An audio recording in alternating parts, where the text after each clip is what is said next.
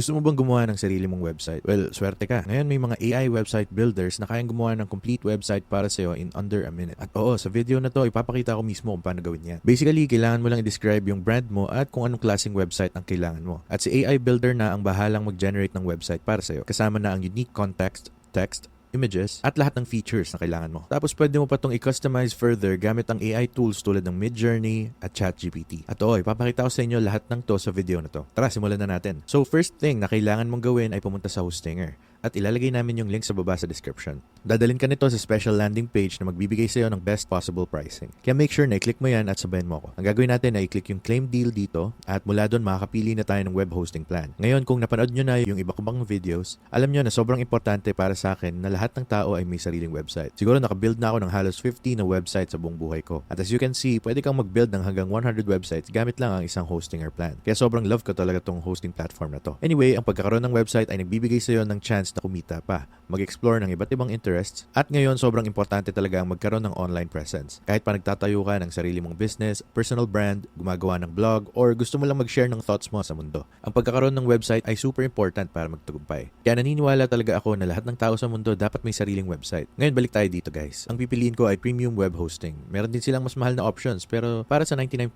sa inyo, highly recommended ko talaga ang premium web hosting. So i-click natin yung add to cart. At pwede na natin piliin yung time period ng plan natin, right? Pwede kang pumili ng 1 month, 12, 24, or 48 months. Honestly, hindi ko i-recommend yung 1 month plan kasi mas mapapamahal ka. Mas okay kung piliin mo yung 12, 24, or 48 months. Piliin nyo na lang depende sa kung gano'n nyo kagustong i-lock yung pricing. At guys, take note, hindi pa to yung final price. Maya-maya lang mag-enter pa tayo ng code na Charlie Chang at bababa pa lalo ang price nito. So kunwari para sa video na to, pipiliin ko yung 24-month plan. Ang gagawin ko ay ilalagay ko yung email address ko dito. Pwede ka rin gumawa ng account gamit ng Facebook or Google. Tapos ilalagay na natin yung credit card info natin dito. Ngayon, don't forget, i-click nyo lang yung button na to, ilagay ang Charlie Chang, tapos i-click ang apply. At makakatipid pa kayo ng mas malaki. Exclusive lang to para sa viewers ko. Kaya wag nyo kalimutan gawin yan. Next, ilalagay nyo na yung credit card info nyo dito at i-click yung submit secure payment. Ngayon, nasa loob na ako ng Hostinger dashboard at ang gagawin ko ay pupunta ako sa premium web hosting. Tapos i-click ko yung setup. Click natin yung start now at tatanungin tayo nito kung gusto natin gumawa ng bagong website or i-migrate yung existing website natin. Since gagawa tayo ng bagong website, i-click natin yung select. Ngayon, tatanungin tayo kung anong platform ang gusto natin gamitin. Pwede tayong mag-build ng website gamit ang WordPress or pwede tayong gumamit ng Hostinger Builder with AI. Ito yung ipapakita ko sa inyo today kasi sobrang galing ng AI tools dito. At as you'll see, kaya nitong gumawa ng website in under 1 minute. So i-click lang natin tong select dito. Next, makakapag-setup na kayo ng bagong domain name na kasama na sa hosting subscription nyo. Kunwari, gusto kong gamitin yung charliechangcrave.com. I-click lang natin yung select dito at dadalhin tayo nito sa website builder. Meron kayong option na gumamit ng pre-made templates at hindi gamitin ang AI builder. Pero para sa video na to, ipapakita ko sa inyo kung paano gamitin ang AI builder at lahat ng features na kasama nito. So i-click natin yung start creating dito. Ngayon, sasabihin sa atin ito na maglagay tayo ng description ng business or project natin. At sobrang importante nito guys. Kasi kung ano yung isusulat nyo dito, malaki ang magiging impact sa kung paano bubuuin ng AI ang website mo. So naglagay na ako ng description at pagkatapos nun, i-click natin yung next. Pipili tayo kung anong klase ng website ang gusto nating i-build. So kunwari, para dito, piliin natin yung blog. Tapos click natin yung next. Lalagay din natin yung brand name natin. So Charlie Chang Creative. Tapos i-click natin yung create a website. Ngayon, magsisimula na ang AI builder na mag-generate ng website nyo. Siya na ang mag-generate ng content para sa inyo. Hahanap ng pictures, pati pagpili ng tamang look at colors para sa website nyo. Alright, so tinimeran ko to.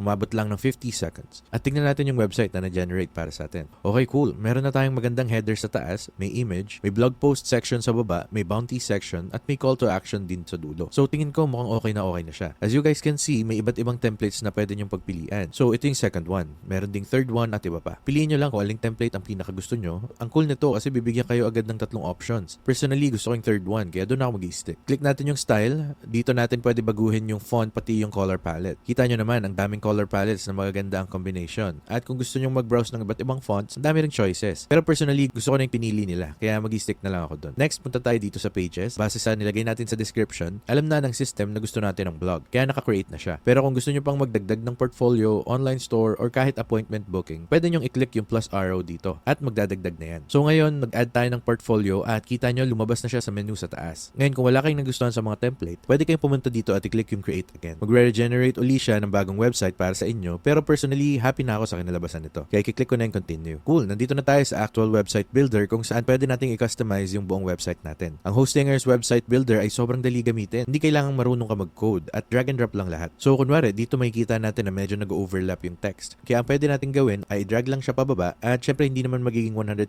perfect lahat ng gawa ng AI builder. Kaya recommended ko pa rin dumaan kayo dito at palitan yung mga text kung kailangan. Pero as you can see, binigyan niya na tayo ng solid na foundation para makapag-start. Actually, gusto ko yung sinulat nila dito kaya okay na siguro yan. Ito naman, baka gusto nating palaki ng konti. So, double click lang natin. Tanggalin natin yan. Ngayon, sobra naman ang space dito. Kaya i-drag na lang natin pabalik sa taas. Syempre, kung gusto nyo pang palitan yung font, pwede nyo rin gawin yan. Pwede nyo rin baguhin yung size, colors, at iba pang details. Yung mga images na to, nag-generate siya based sa description natin. At personally, gusto ko siya. Pero kung gusto nyong palitan, i-click nyo lang to. Tapos, choose image. At pwede na kayo mag-upload ng sarili nyong image. As you guys can see, ang daming free images na meron si Hostinger na pwede nyong gamitin. Kaya feel free na mag-scroll dito. Kunwari, gusto ko magdagdag ng button dito. So, ang gagawin natin ay pupunta tayo sa Add Elements, piliin yung button, at madadagdag na yan dito. Pwede nating palitan yung text sa pamamagitan ng pag-type lang mismo dito. I-link natin to, syempre sa blog section para mas maging malaki yung button. And bam! Ang ganda na ng itsura niya. Kung gusto nyo magdagdag ng section, pwedeng i-click nyo tong Add Section dito. Ang daming pre-made templates na available kay Hostinger na pwede nyong gamitin. Kaya feel free na i-browse lahat ng yan. Nag-create na sila ng blog section sa main homepage natin. Kaya habang gumagawa kayo ng bagong blog post, automatic na mag-show up yan dito. Which is pretty cool. At ayan, nandito na rin yung About Me section na ginawa nila para sa atin. Ngayon, kung ayaw nyo ang alinman sa mga sections na to, pwede nyo i-delete nyo na lang by going up here, then clicking delete. At ayun, as you guys can see, pagkatapos gawin ng AI builder yung magic niya, pwede na tayong pumasok dito at palitan or ayusin yung mga gusto nating baguhin. Pero overall, sa tingin ko, ang ganda na talaga ng itsura ng website na to. Ngayon, bago nyo i-publish, gusto nyo munang puntahan yung mobile view para i-check kung maayos yung itsura niya. Kita nyo yung button na inad natin kanina, siguro mas okay kung iakyat natin. I-drag natin pababa ng konti itong ibang elements, palaki ng konti yung button at i-center. At ayun, bukod dun, mukhang okay naman na. Balik tayo dito sa desktop view. Actually, papakita ko pa sa inyo yung iba nyo pang pwedeng gawin gamit ang website builder. So guys, kung ikukumpara nyo yung pages at navigation, may kita nyo yung mga current pages na meron tayo sa website natin. Syempre, pwede tayong magdagdag ng page kung gusto natin. Pwede tayong mag-add ng about page. So, kunwari, gusto nyo gamitin to. Mag-create lang siya agad dito at idadagdag sa menu natin. I-click lang natin yung save. Pwede tayong pumunta dito sa website styles. Dito pwede nyo palitan lahat ng colors, text, buttons, animations, at kung ano-ano pa. Para naman sa blog, pupunta tayo dito and basically dito tayo magsusulat ng mga blog posts natin. Similar lang ang builder nito at sobrang